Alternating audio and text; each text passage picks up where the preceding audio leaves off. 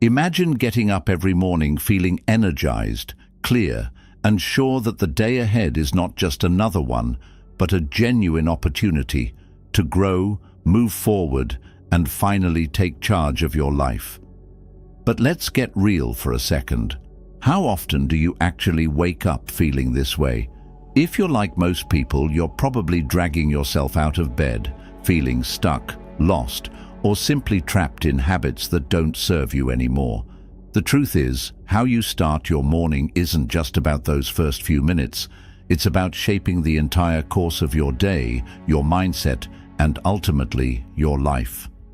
The ancient Stoics understood this well. Marcus Aurelius said, "When you arise in the morning, think of what a precious privilege it is to be alive, to breathe, to think, to enjoy, to love." Today, we're diving deep into how you can practically apply this wisdom every morning, creating powerful habits that help you master your mind and seize control of your day. If you resonate with what we're doing here and find value in taking back your mornings and your life, a simple free favor I'll ask of you is to hit that subscribe button. It genuinely supports the channel and it helps us reach more people who need this message. Now, let's get into it. 1. Wake up early. Let's face it, most of us have a complicated relationship with mornings. I get it, your bed feels like a warm embrace, and the snooze button is your best friend whispering sweet lies of just 5 more minutes. But here's the truth most people won't admit. Early mornings are absolute game changers. I'm not saying this just to sound motivational. This is reality speaking. Those quiet early hours, before emails flood in, before texts ping, before the chaos of life takes hold, are your golden ticket to clarity and control. Picture this, waking up just 1 hour earlier than you usually do, just one single hour. It might seem trivial or even painful at first, but imagine that hour as a peaceful sanctuary of uninterrupted time. Think of it as your personal oasis in the bustling desert of daily life. No distractions, no demands, just you and your thoughts, planning your day, setting your intentions, or even indulging in reading something meaningful, something that anchors you in wisdom and perspective. The ancient Stoics understood this better than anyone. Seneca once said, "We suffer more often in imagination than in reality," reminding us that the dread of waking early is often worse than the actual act. It's not the waking up that hurts. It's the story we tell ourselves that we'll be tired, miserable, or ineffective that truly holds us back. By rising earlier, you break this illusion, proving to yourself that discipline is freedom, as Stoicism beautifully teaches. And yes, it's going to feel uncomfortable initially, but growth never comes from comfort zones. Carl Jung, the brilliant psychologist, put it powerfully when he said, "Who looks outside dreams. Who looks inside awakes." That extra hour in the morning is precisely when you can look inward, awakening not just your body, but your deeper self, your authentic vision, and your genuine purpose. It's when insights surface, problems unravel, and clarity emerges. 2. Drink water. First thing. Your alarm goes off, you drag yourself out of bed, and what's the first thing you reach for? Let's be real. Most of us bolt straight for the coffee machine, eager for that caffeinated comfort, that familiar jolt we convince ourselves we need just to feel human again. And hey, I'm not saying coffee is evil. Trust me, I get it. But here's a simple truth that we often overlook in our groggy desperation for that first espresso. Your body wakes up dehydrated, literally. Overnight, your brain and body go without hydration for hours, making water, not caffeine, the first thing you genuinely need. So instead of immediately flooding your system with caffeine, start your day with a tall, refreshing glass of water. Think of it as hitting the reset button on your system. A simple yet powerful ritual that sets the tone for clarity and balance throughout your day. Stoic philosophers often emphasize the importance of mastering the small, everyday actions as keys to a greater life. Epictetus, one of Stoicism's sharpest minds, reminds us, progress is not achieved by luck or accident, but by working on yourself daily. Drinking water first thing is exactly that. An act of daily discipline, a subtle signal to your mind and body that you're prioritizing well-being above habit. Your brain, fascinatingly, is composed mostly of water. When dehydrated, it struggles to function optimally. Attention, memory, and mood all suffer. Starting your day by replenishing those essential fluids is like giving your mind a gentle yet decisive wake-up call, preparing you to tackle whatever lies ahead with clearer thinking and steadier emotions. Carl Jung once remarked, "Until you make the unconscious conscious, it will direct your life and you will call it fate." This simple morning habit, drinking water before coffee, is a prime example of turning an unconscious, automatic reaction, that sleepy stumble toward the coffee pot, into a conscious, deliberate choice. It's about reclaiming control over your impulses, choosing wellness and clarity first, rather than habitually reaching for instant gratification. Third, skip the phone scroll. Your morning is sacred ground. It's a blank canvas, a fresh start, an open field of possibilities. And yet, most of us sabotage it instantly by grabbing our phones and plunging into the chaos of notifications. That immediate rush of digital input floods your mind with anxiety, distractions, and stress, hijacking your day before it even has a chance to begin. Think about it. One moment you're lying comfortably, enjoying the last remnants of restful peace, and the next you're tangled up in emails, breaking news alerts, and Instagram stories from people you barely remember meeting. Why hand over control of your precious morning clarity to random updates and algorithms? Stoicism teaches us to guard our inner peace fiercely. Marcus Aurelius famously advised, "You have power over your mind, not outside events. Realize this, and you will find strength." Your phone is the gateway through which countless outside events invade your mental sanctuary every morning. By delaying that scroll, even just 30 minutes, you reclaim the power to choose your thoughts rather than reacting to whatever the digital world throws at you. Carl Jung also warned us clearly, "We are not what happened to us. We are what we choose to become." Each morning, you face a crucial choice. Will you become someone driven by external pressures and distractions, or will you deliberately shape your day around intention and self-awareness? Skipping that morning scroll doesn't just protect your mental state, it cultivates a stronger sense of self. You start the day knowing exactly who's in charge, you, not your feed. Consider how different your morning feels when you trade the screen for a moment of silence or reflection. Perhaps you journal, read a meaningful passage, or simply breathe deeply, gathering your thoughts. You might even rediscover forgotten pleasures like savoring the quiet or noticing the early sunlight. When you choose presence over endless scrolling, the day unfolds from clarity rather than chaos. 4. Small wins matter. There's something oddly powerful about starting your day with a small act of order. Not a big breakthrough, not a major win, just something simple, something within reach. You wake up, pull the covers tight, fluff the pillows, straighten the sheets, and boom. You've already done something intentional, something complete. You've started the day with structure instead of chaos.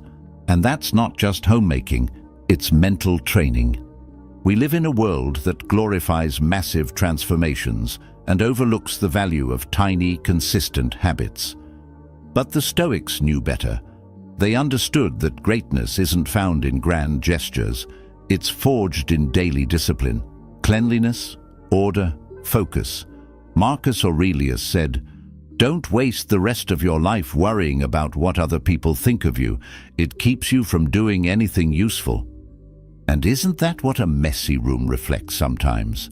A mind that's distracted, pulled in 10 directions, worried more about the world outside than the world within. Making your bed might sound trivial, but it's the first signal you send to your brain. I'm in control today. I don't need motivation. I've got momentum. This one small act becomes your first promise kept. And promises kept build trust with yourself. A kind of self-respect that isn't loud, but runs deep. Admiral William McRaven put it bluntly, if you want to change the world, start by making your bed. Not because your bed alone will revolutionize your life, but because it sets a tone. If you can't get the little things right, how can you expect to manage the big ones? If you build the discipline to execute something so small, every day, without fail, what else might you be capable of? The ripple effect is real. Psychologically, it's even deeper. Carl Jung believed in the symbolic power of the environment. Until you make the unconscious conscious, it will direct your life, and you will call it fate, he wrote. That cluttered space around you, it's not just messy, it reflects inner noise, unprocessed thoughts, unresolved emotion. Tidy your environment, and you often find your thoughts follow. A made bed isn't just aesthetics, it's psychological alignment. This is how the Stoics lived, not with perfection, but with purpose. They started each day by asserting control over their time, their space, and their mindset. Making your bed is about beginning the day on your terms. It's a declaration. I will not be ruled by disorder. I will not allow my environment to set the tone for my mind. I choose discipline, even in the smallest things. Fifth morning movement. Some mornings it feels like your body is dragging your soul behind it. Heavy limbs, foggy head, zero motivation. But the problem isn't that you're lazy or broken, it's that your system is still asleep. Your mind might have opened its eyes, but your body hasn't caught up yet. And until both are in sync, you're operating on low power. The fastest way to snap that connection into place: move. You don't need to crush a workout or sweat through your shirt before breakfast. This isn't about chasing six-packs or fitness PRs. It's about one simple thing: activating your life force.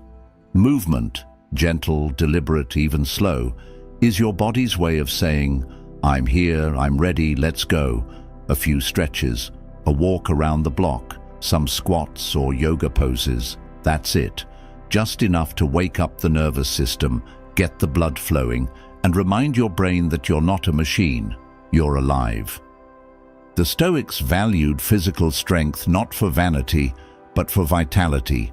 Epictetus once said, "No great thing is created suddenly. That includes your energy, your discipline, your sense of control. It builds slowly, habitually, day by day." Movement in the morning isn't a workout, it's a ritual, a quiet act of self-respect that echoes through your mood, your focus, and even your relationships. There's psychology behind this too. Carl Jung believed in the deep link between body and mind, between what's unconscious and how it speaks through our flesh. He said, the body is merely the visibility of the soul, the psyche. If you're stiff, locked up, or physically dormant, what's your psyche saying? That it's stuck, repressed, tired. Get your body moving, and the mind often follows, not the other way around. And there's something else, the emotional reset that comes with motion. Feel anxious? Move. Feel stuck? Move. Feel sad, unmotivated, uninspired? Move. Motion disrupts stagnation. It doesn't have to be elegant or choreographed. You just have to start. Because once momentum kicks in, it creates a domino effect. Energy rises, clarity emerges, and suddenly you're not just going through the motions, you're steering your day with purpose. Seneca reminded us that It is not that we have a short time to live, but that we waste a lot of it. And let's be honest, how many mornings are wasted by scrolling in bed, laying still, waiting to feel like it? Don't wait. Don't negotiate. Just move. Do it before your excuses catch up. 6. Shock your mind awake. There's a moment right before you step into a cold shower where your brain screams, "Nope, not today." And it's in that exact moment, when every part of you wants to retreat, that the transformation begins. That hesitation, that resistance, that's your comfort zone digging in its heels. But if you've been chasing mental strength, emotional clarity, or even just a sharper start to your morning, here's your entry point. Cold water, no filters, no fluff, just you, your breath, and your will. Now, let's get this out of the way. Yes, it sucks at first. It's not supposed to feel good, but that's the point. The Stoics were obsessed with voluntarily facing discomfort, not because they liked suffering, but because they knew something most of us forget. Comfort breeds weakness. Marcus Aurelius wrote, "It is not death that a man should fear, but he should fear never beginning to live." In a world built on avoiding discomfort, stepping into a cold shower is a radical declaration that you're choosing to live, with intention, courage, and grit. Psychologically, cold exposure jolts you into the present. The shock to your system pulls you out of mental fog and forces you to breathe deeply, focus, and override your instincts to flee. That's neuroplasticity in action, your brain rewiring itself to handle discomfort with less panic and more poise. Carl Jung once said, "What you resist persists." And that resistance to cold, that's symbolic of every other discomfort you avoid. Fear of failure, of criticism, of uncertainty. Face the water, and you begin learning to face the rest. It also builds what the Stoics called fortitude, mental resilience. Seneca believed in training the body and mind for adversity. He fasted, he wore rough clothes, he did hard things, not for the struggle, but for the strength it gave him. Cold showers are a modern version of that. A daily practice of resistance training for your nervous system. You step in, you breathe through the shock, and in doing so, you prove to yourself that you can endure discomfort without flinching. That kind of confidence doesn't stay in the bathroom. It follows you into work, into relationships, into life. And then there's the physiological benefit. Cold showers increase blood flow, release endorphins, and spike your alertness. You don't need coffee to feel awake. You need courage. That icy rush clears out the mental cobwebs and drops you straight into the moment. Alert, energized, present. But here's the thing, you don't have to start with 5 minutes. Start with 30 seconds, just a blast of cold to end your warm shower. One moment of shock, one small win, one chance to say, "I do hard things." The Stoics believed virtue was forged in action, not theory. This is your action, a moment of self-conquest. 7. Journaling. There's something powerful about giving shape to your thoughts, turning the mess inside your head into something visible, something real.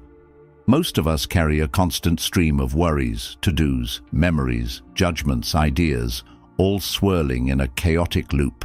And left unchecked, that loop becomes a trap. It steals your focus, poisons your mood, and clouds your decisions before your day even begins. That's why journaling isn't some artsy trend, it's mental hygiene. A few minutes with a pen and paper can do more for your clarity than hours of overthinking ever will. The act is simple. Sit down and write. No rules, no grammar police.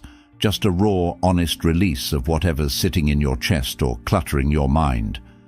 It might be a lingering worry from yesterday, a vivid dream, a flash of gratitude, or a sharp piece of self-reflection. Let it pour out. Don't filter. Don't edit. This is not about writing something beautiful. It's about emptying the mental junk drawer before the day fills it up again. The Stoics practiced this centuries ago. They wrote letters to themselves, reflections, reminders, warnings. Marcus Aurelius kept a journal we now know as Meditations, never meant to be published, never written for others, just private, personal notes to keep his principles sharp and his ego in check. In one passage he says, "The impediment to action advances action. What stands in the way becomes the way." That line may never have existed if he hadn't written it down, if he hadn't processed his challenges with ink and insight. Journaling didn't just help him reflect, it helped him govern an empire with composure. Modern psychology backs this up too. Carl Jung believed the unconscious mind constantly tries to communicate with us, often through symbols, moods, and dreams. He wrote, "Until you make the unconscious conscious, it will direct your life, and you will call it fate." And what better way to bring the unconscious to light than by writing it down? When you journal, you give your inner world a voice. You uncover patterns you didn't know existed, repeating frustrations, buried fears, old stories you've been living by without questioning. Journaling is like having a quiet conversation with the part of you that rarely gets to speak, the part that isn't performing or pleasing, the part that tells the truth. And in that honesty, something shifts. You start seeing your situation more clearly. Decisions feel less overwhelming. You begin to notice what actually matters and what's just noise. Even on your worst days, your journal is a safe space. You can be angry, anxious, lost, and still it listens. Still, it holds you. And on your best days, it becomes a vault of insights and victories you'll forget, unless they're captured in your own words. Seneca wrote, "We should every night call ourselves to an account." He believed that self-examination was the root of wisdom. Morning journaling is that same principle in action, except you're not just reviewing the past, you're preparing your mind for the day ahead. 8. Set clear daily goals. There's a strange kind of anxiety that comes not from doing too much, but from not knowing what to do at all. You wake up, maybe you even feel motivated, but by the time noon hits, you're aimlessly jumping between tasks, chasing distractions, and ending the day exhausted with nothing real to show for it. That's not laziness. That's lack of direction. And when you don't give your day a target, you give your energy away to anything loud enough to grab your attention. This is where goal setting comes in, not in the lofty, abstract vision board kind of way. I'm talking about setting clear, immediate goals, the kind you can act on today. Not 20, not 10, just 3. 3 concrete, achievable tasks that move the needle, that create progress instead of motion. Because, let's be honest, being busy doesn't mean you're being productive. And unless you define what success looks like today, you'll spend your time reacting to everything that isn't. The Stoics were deeply intentional with their time. They didn't believe in wandering through the day waiting for clarity to magically appear. Epictetus put it bluntly, "First say to yourself what you would be, and then do what you have to do." Translation: know where you're going, or someone else will take you somewhere else entirely.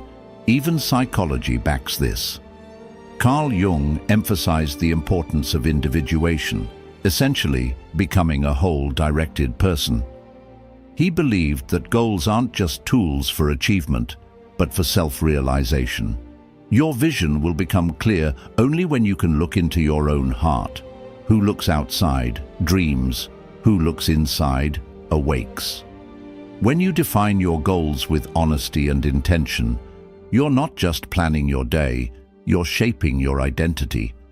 And here's the thing, goals don't need to be massive. In fact, smaller is better. Reply to that email I've been avoiding. Write 1 page. Walk for 20 minutes. When you keep your goals simple and actionable, you give yourself permission to actually finish something, and that creates momentum. Accomplishment isn't about size, it's about completion. Because one finished task builds confidence, 10 half-done ones, they build frustration. 9. Feed your mind.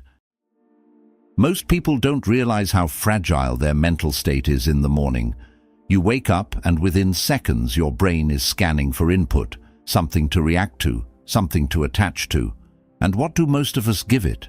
Doom scrolling, outrage, clickbait, headlines that spike cortisol before you've even had breakfast. The worst part? You barely notice it's happening. You think you're catching up, but what you're really doing is feeding your mind junk and expecting it to carry you through a meaningful day. Here's the truth. Your mind is hungry the moment you wake up. It craves direction, purpose, clarity, and just like your body performs better when you fuel it with clean food, your thoughts perform better when you fuel them with clean content. If you feed your mind noise, you get confusion. If you feed it substance, you get strength. The Stoics knew this long before smartphones existed. They believed the first thoughts of your day should be chosen, not inherited from the world. Seneca wrote, "Associate with people who are likely to improve you." In modern terms, that includes the content you consume. Books, essays, philosophy, podcasts. These are your morning mentors. 10 pages of something that elevates you, grounds you, or even challenges your assumptions will do more for your growth than hours of passive scrolling ever could.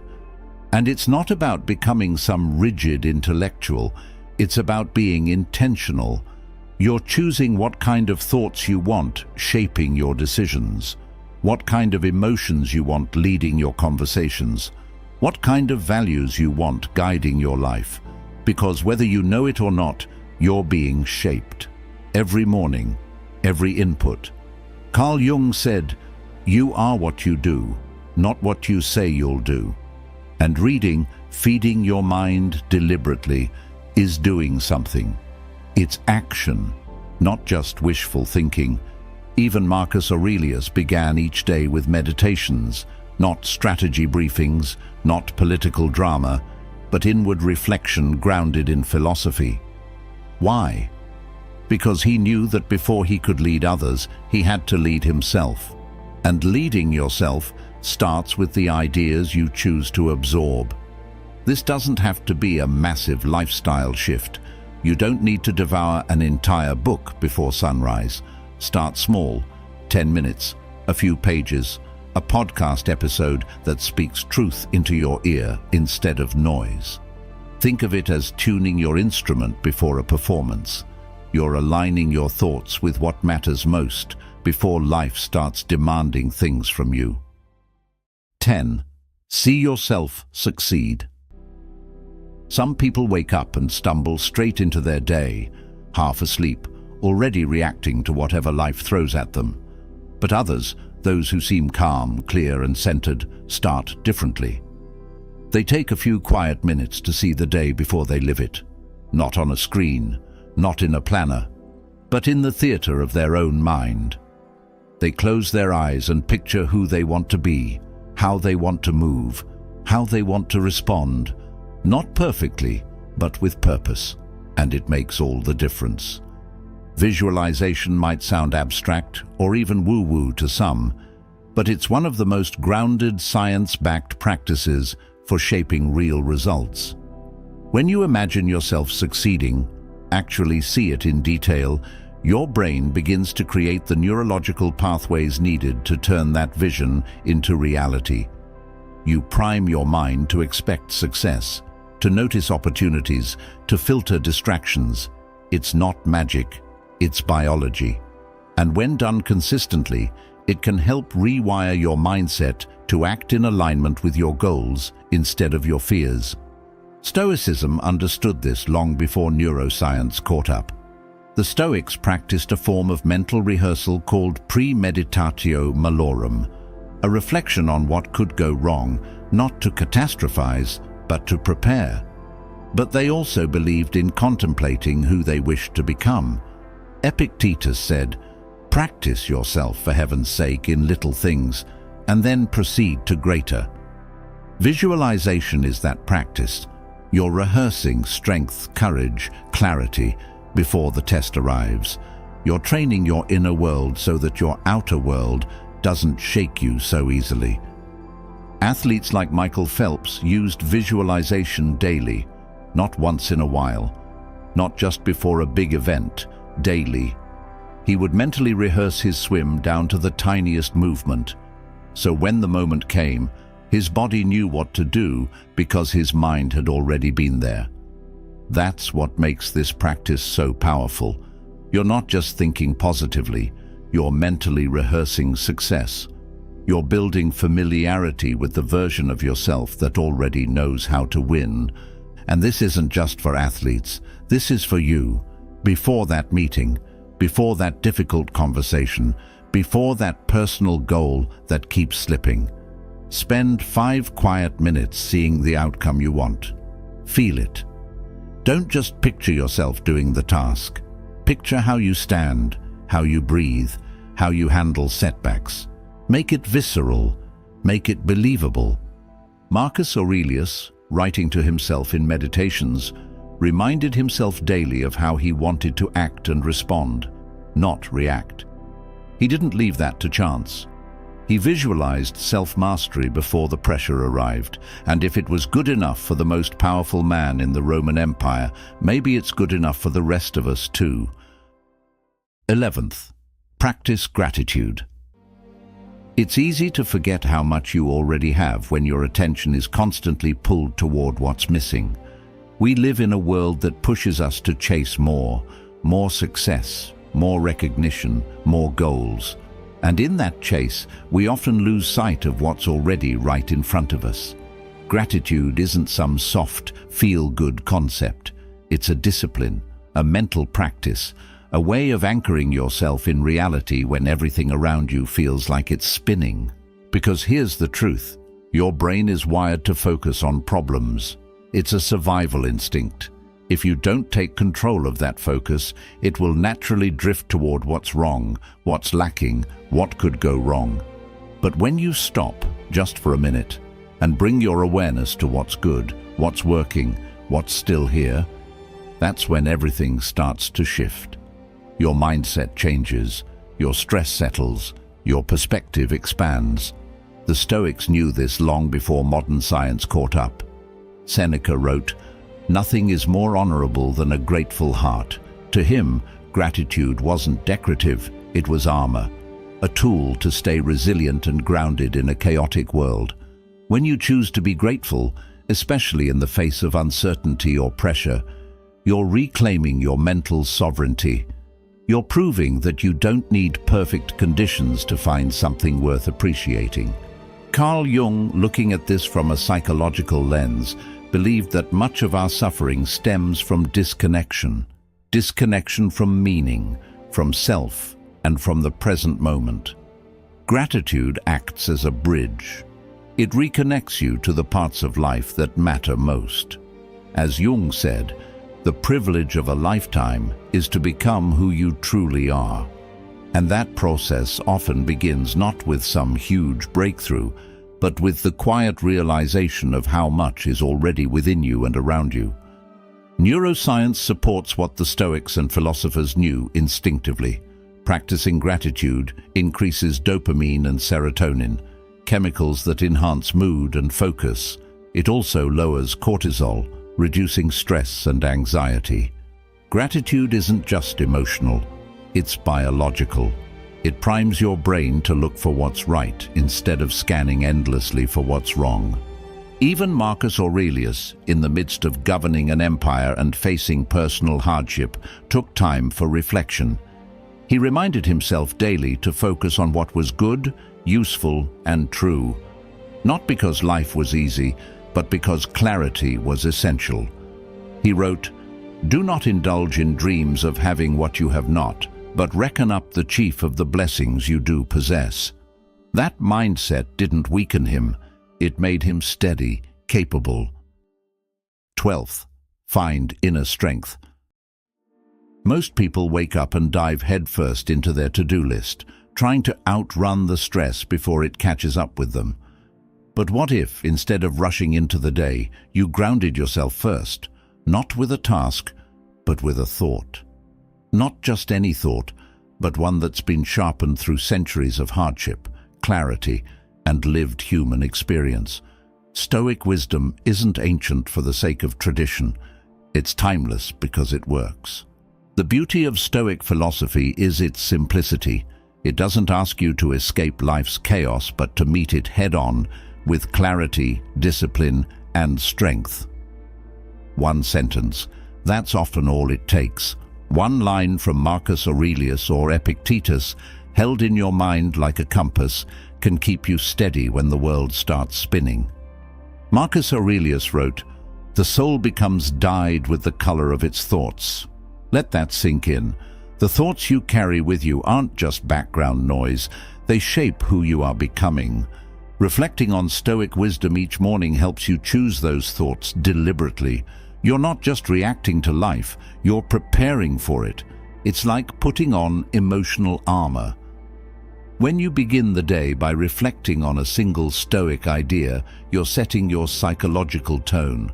You're deciding in advance how to respond to setbacks, interruptions, criticism, or uncertainty. Instead of flinching, you move with intention. Instead of spinning in circles, you return to center. This is what Epictetus meant when he said, "It's not what happens to you, but how you react to it that matters." Psychologically, this kind of reflection has deep roots.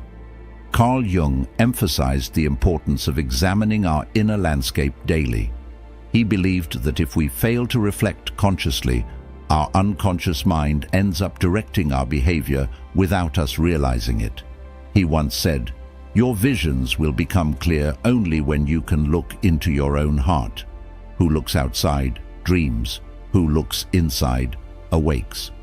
Morning reflection, then, isn't just philosophical, it's psychological self-defense. You don't need hours, you don't need a full journal entry or a meditation cushion.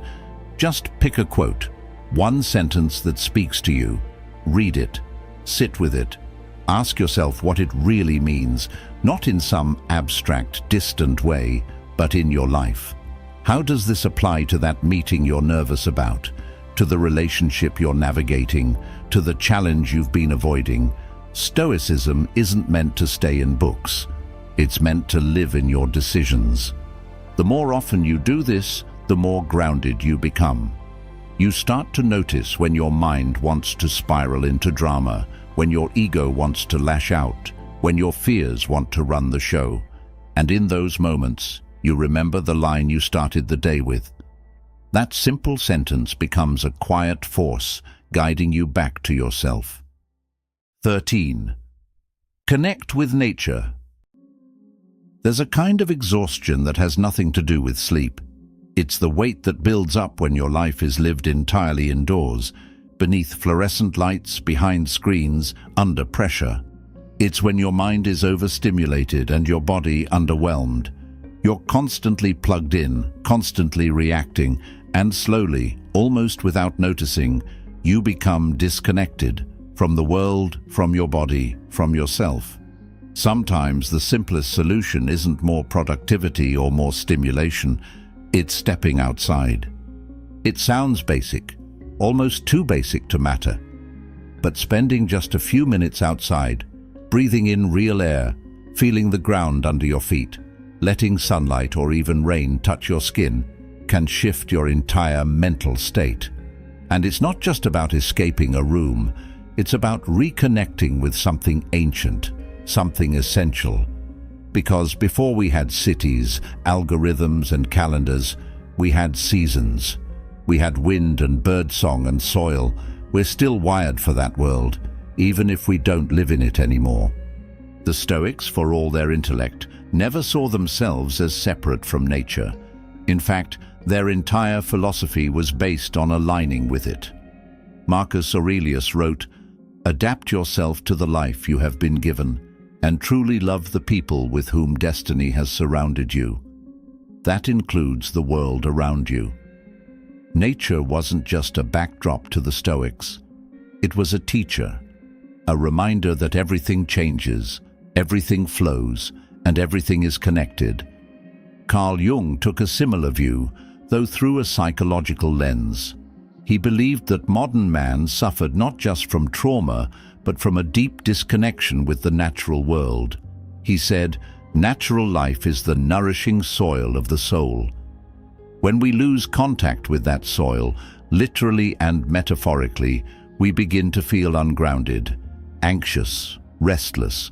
It's no coincidence that a short walk in the woods can calm you more than hours of overthinking ever could. And no, you don't need to go on a weekend retreat in the mountains. Start small. Step outside for 5 minutes in the morning.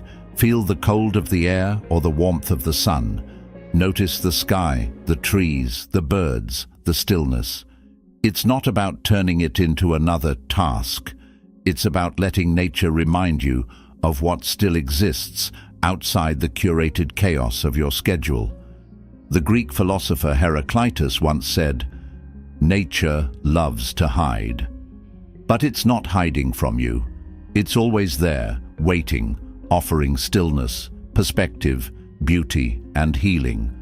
The more time you spend in it, the less reactive you become.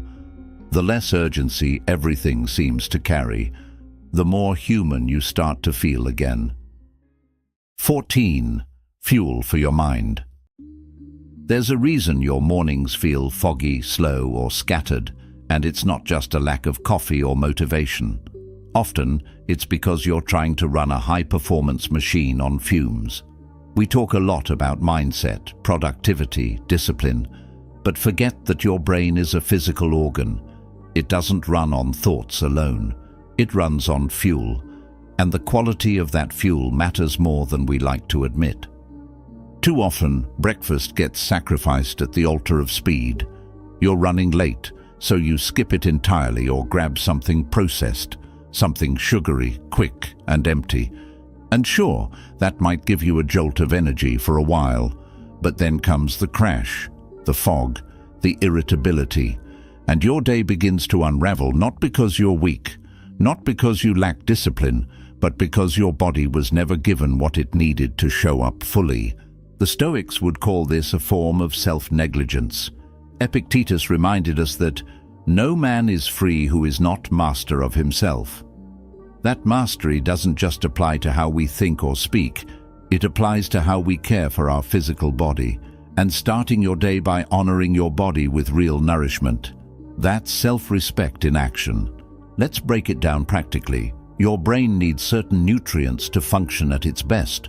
Protein to stabilize blood sugar, healthy fats to support focus and hormone regulation, real food that digests slowly and fuels you evenly. Think eggs, avocado, Greek yogurt, nuts, oats, not pastries, soda, or energy drinks.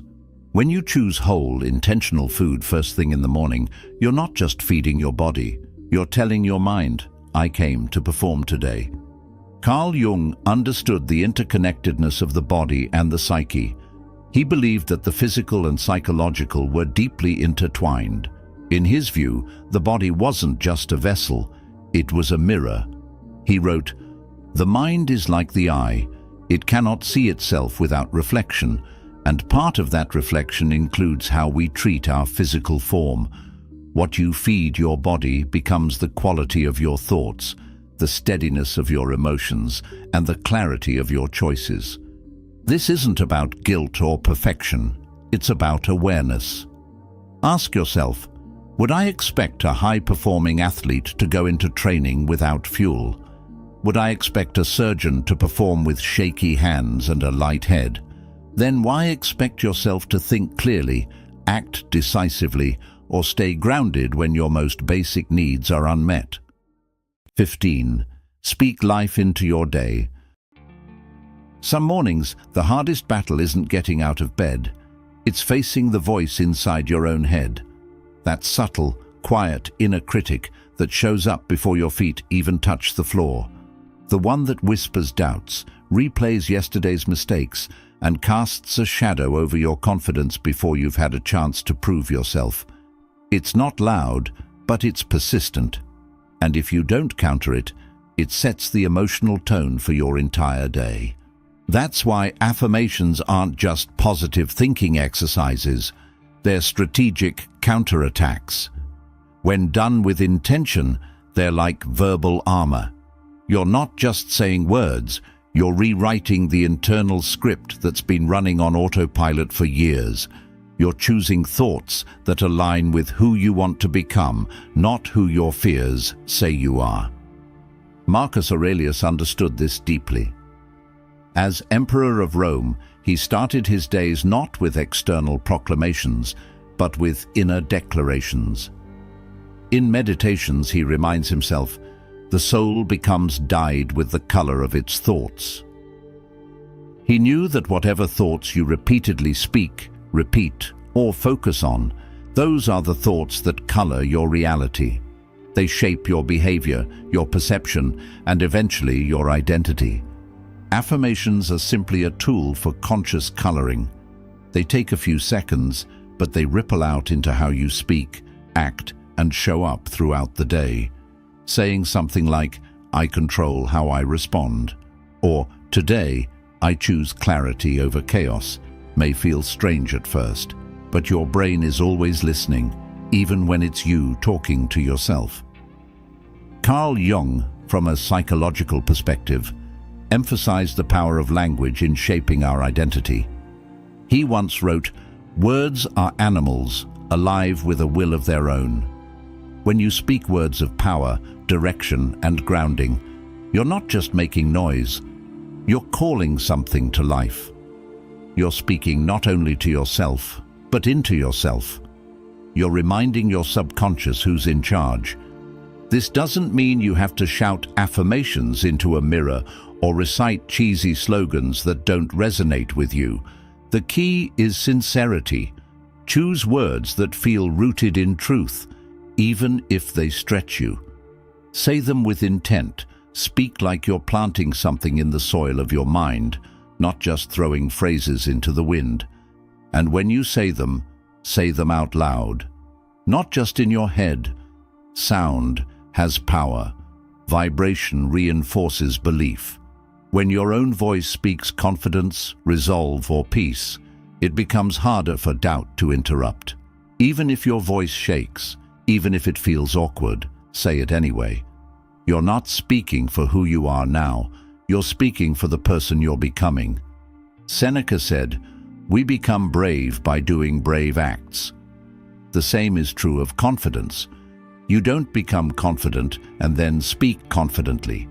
You speak confidence, especially when it feels hard, and slowly you become it. Affirmations are one of the simplest, most direct ways to practice that bravery daily.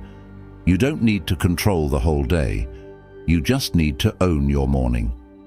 Because how you begin is how you live. Every small decision, every quiet moment of intention echoes through the rest of your life. Strength, clarity, peace. They're not found, they're practiced. If this message spoke to something inside you, there's another video waiting on the screen right now that will take you deeper. Something tells me it's exactly what you need next.